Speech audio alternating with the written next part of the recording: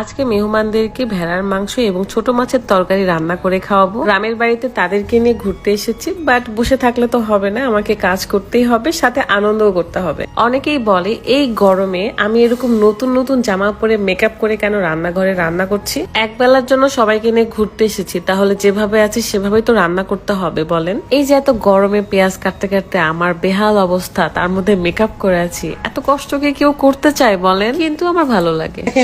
খাটো মানুষ হলে কি হয়। আসসালামু আলাইকুম, কি অবস্থা সবার, কেমন আছেন? আমরা হুট করে প্ল্যান করি যে গ্রামের বাড়ি যাব। যেহেতু ঢাকা শহর থেকে আমাদের বাড়িতে স্পেশাল গেস্ট এসেছে, তাই গ্রামের বাড়ি ঘুরতে নিয়ে যাব। তারা আসলে গ্রাম অনেক বেশি পছন্দ করে। রাজশাহী থেকে নাটোর সিংড়া যাব, তো আমরা দুইটা গাড়ি নিয়ে বের হয়ে পড়েছি, যেহেতু অনেক জন যাচ্ছি।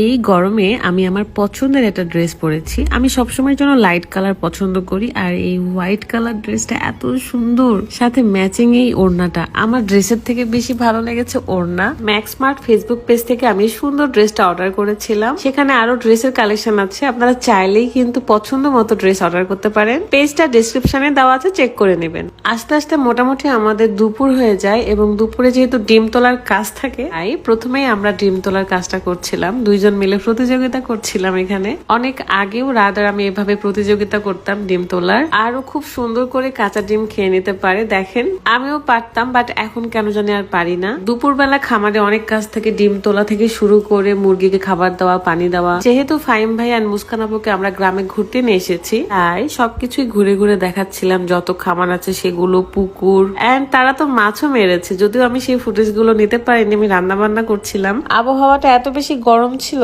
তারপরও আমরা যেহেতু সবাই একসাথে, তাই আনন্দ করেছি অনেক। এখন ওরা একা একা একটু ঘুরে দেখুক, আমি এদিকে রান্না বান্না করি। তো রান্নার আগে একটু দেখাতে চাই আপনাদেরকে।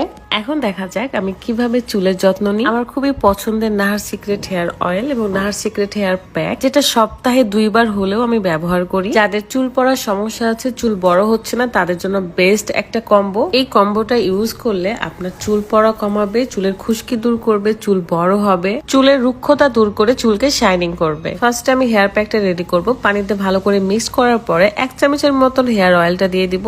নাহার বিউটি ফেসবুক পেজ থেকে আপনারা এই হেয়ার কম্বোটা পেয়ে যাবেন। পেজটা আমার ডেসক্রিপশনে দেওয়া আছে, চেক করে নেবেন। যারা রাতে চুলে তেল দিবেন তাদের জন্য আরো বেশি ভালো, বাট আমার সময় কমের জন্য আমি তেল দেওয়ার 1 ঘন্টা পরে এই হেয়ার প্যাকটা লাগিয়ে নিব। যখনই আমার প্রোগ্রাম থাকে তখনই আমি এই হেয়ার প্যাকটা ব্যবহার করি। এতে আমার চুলটা অনেক বেশি শাইনিং দেখা যায়। তো চুলের যত্নে আর দেরি কিসের, এখনই অর্ডার করুন। Thank you. যদিও আজকে আমার চাচি শাশুড়ি রান্না করারই কথা ছিল, বাট আমি যেহেতু এসেছি, আমি একটু শখ করে ভেড়ার মাংস এবং ছোট মাছের তরকারি রান্না করব। অনেক মানুষের রান্না বান্না হবে, তাই